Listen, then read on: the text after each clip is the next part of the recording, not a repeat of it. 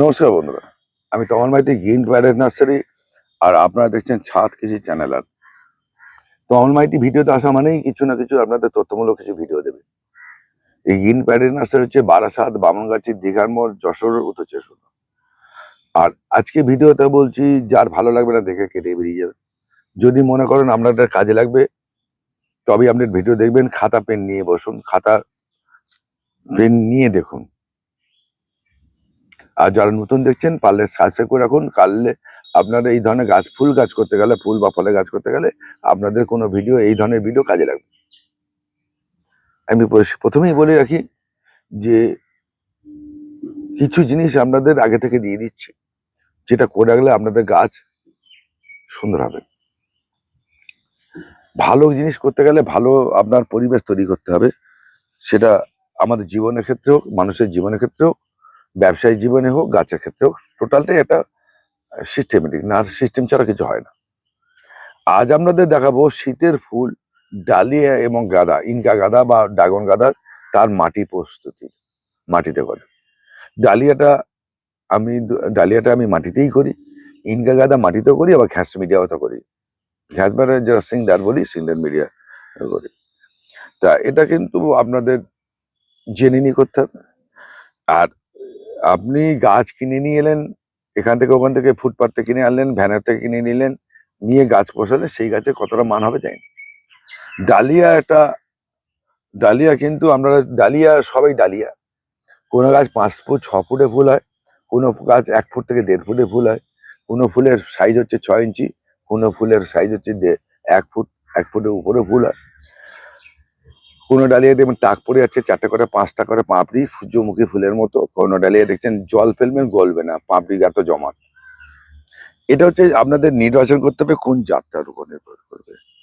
আর এটা dahlia high ফুটের খাবার, মানে অল্প দিনে গাছ 70 থেকে 90 দিনে ফুল হয়, এবং সেই ফুলের গাছকে যদি মোটা এরম করতে পারে 90 দিনের মধ্যে এরম মোটা মোটা গাছ হয়ে যাবে। এবং ফুল বড় করতে গেলে প্রচুর হাই খাবার না লাগলে তাকে কিন্তু গাছটা হবে অল্পতে 90 দিনের মধ্যে। তাকে এত বড় জায়গায় মোটা গাছ করতে হবে এবং খাবার দিয়ে করতে হবে, সেই মাটির মধ্যে খাবারটা দিতে হবে। পরবর্তীকালে ভিডিওতে আমি বলে দেবো গাছ বসানোর পর কি কি খাবার দেবেন, সেটা পরের প্রশ্ন। আগে আমার মাটি, গাঁদা গাছও ক্ষেত্রে মাটি। ডালিয়ার মাটিটা যেটা করবেন আপনারা, যেটা করবেন, মনে করুন আপনি কটা করবেন আগে নির্বাচন করুন, যে আমি 20টা করবো কি 10টা করবো কি 5টা করবো বা 30টা করবো বা 50টা করবো। এটা কিন্তু আপনাকে ঠিক করে নিতে হবে আমি ডালিয়া কতটা করবো, সেই তুলনায় মাটিটা তৈরি করবেন। আমি হিসাব বলে দিচ্ছি। এই একটা টব, সেই 8 ইঞ্চি নিন আর 10 ইঞ্চি নিন, তবে আপনারা 8 থেকে 10 ইঞ্চি টবেই ডালিয়া ভালো হয়। সেই 8 থেকে 10 ইঞ্চি টবটা নেবেন। এরকম টব দেখালাম, এরকম ছোট মাটি নেবেন,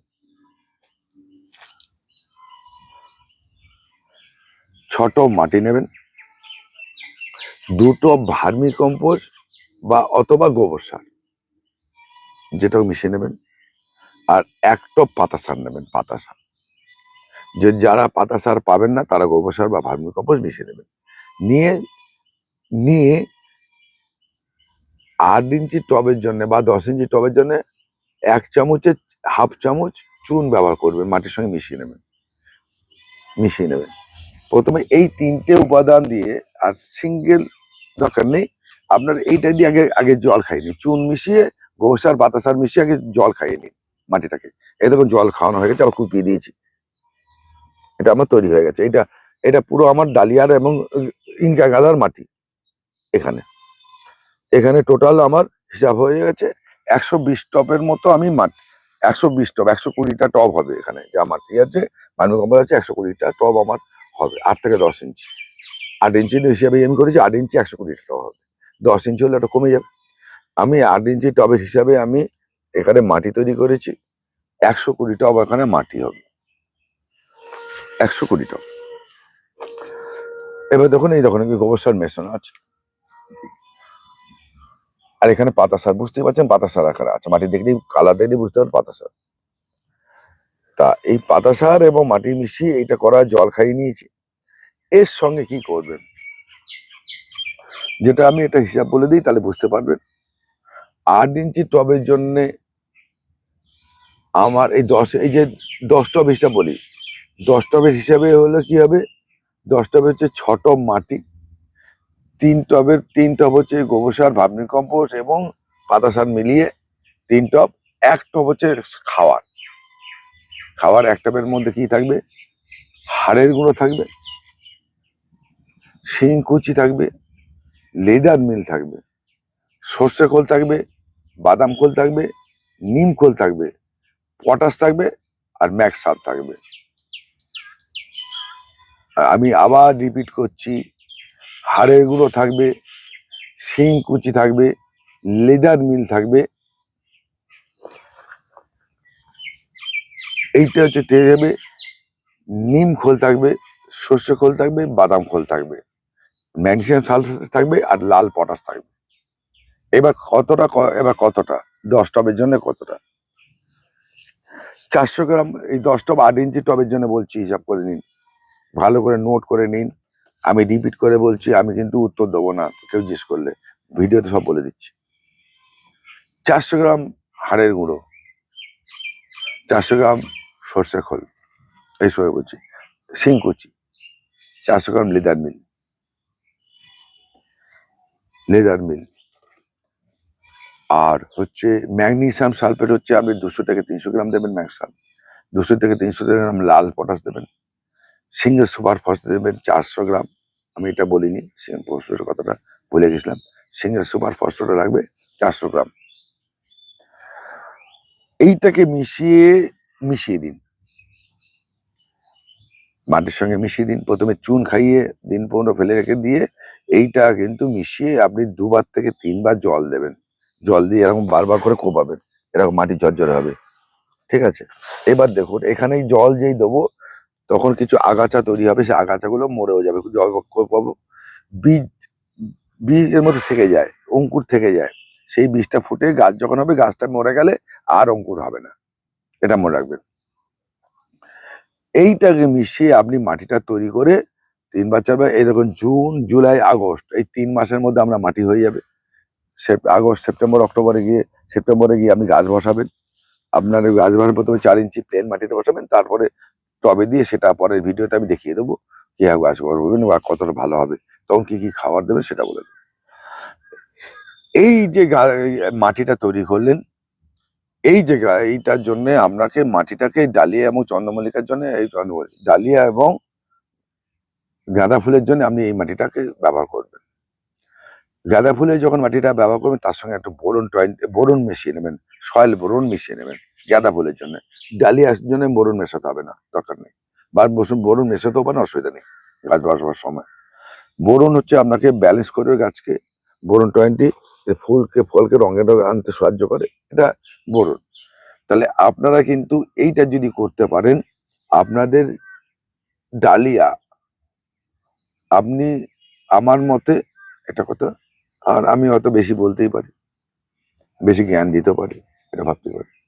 আমার মতে এক কাজ করুন, আমরা যারা ডালিয়া করেন, আমরা যেরকম করছেন করুন, আমার মতে 10টা বা 5টা ডালিয়া করে দেখুন কেমন রেজাল্ট হয়, তারপর আমার ফর্মুলায় করবেন, না করবেন না। একদম সোজা কথা, আমি এই লাইনে একদম সুপারম্যান সেরকম বলছিও না, বলিও না, হয়ও না। যেটা করি, যেটা শিখি, যেটা আপনাদের করাতে পারবো সেটাই বলি। তাহলে মাটির যেটা তৈরি করে নিতে পারেন, তাহলে কিন্তু আপনারা কি করেন, ডালিয়া আপনাদের ছোট ছোট ফুল হয়, গাছ টেরা বেঁকা হয়, লম্বা হয়, জাতটাকে নির্ভর করবেন। একটা ভালো ডালিয়ার চারা কিন্তু ভালো দামে পাওয়া যায়, ভালো দাম ছাড়া কিন্তু ডালিয়া চারা পাওয়া যায়, ছোট ছোট ডালিয়া, কাটিং এর ডালিয়া যেটা আমরা বিক্রি করি বা আমরা দিই, সেটা কিন্তু আপনাদের করতে হবে। সেইটা কিন্তু ওই কম দামের ডালিয়া গাছ নিয়ে কখনোই আপনি ভালো জাতের মানের ডালিয়া করতে পারবেন না। ডালিয়া, তাহলে এই যে ডালিয়াটা মাটি যদি তৈরি করতে পারেন, এখন থেকে কেন বললাম, আপনার ওই লাস্ট মুহূর্তে গাছ কিনে এনে মাটি তৈরি করে মাটির মধ্যে ঢুকিয়ে দিয়ে খাবে না।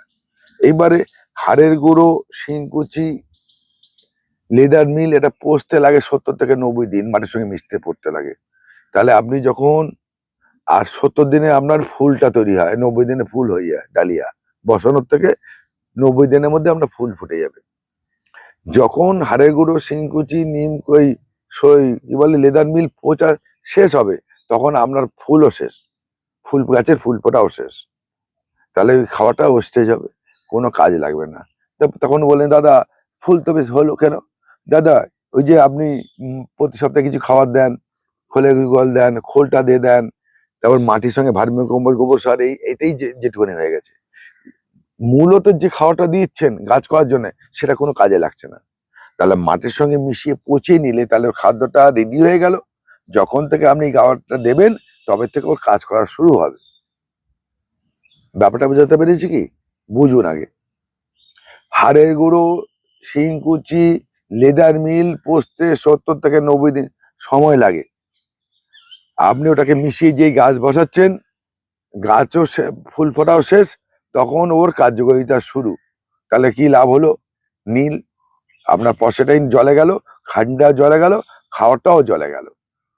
তাহলে আপনারা যদি খাবারটাকে এখন মাটির সঙ্গে মিশিয়ে নিয়ে জল দিয়ে পচিয়ে নিতে পারেন, 3 বা 4 বার জল দিয়ে পচিয়ে নিতে পারেন, তাহলে ওই সময় যখন আপনি এটা বসাবেন তখন আপনার ডালিয়া কি রেজাল্ট দেয় আপনি নিজে বুঝতে পারবেন।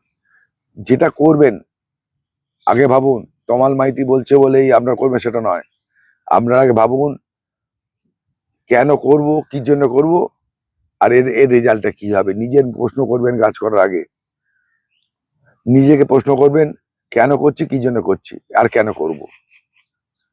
কেনর উত্তর খুঁজবেন, তাহলে আপনার গাছ শিখে যাবেন।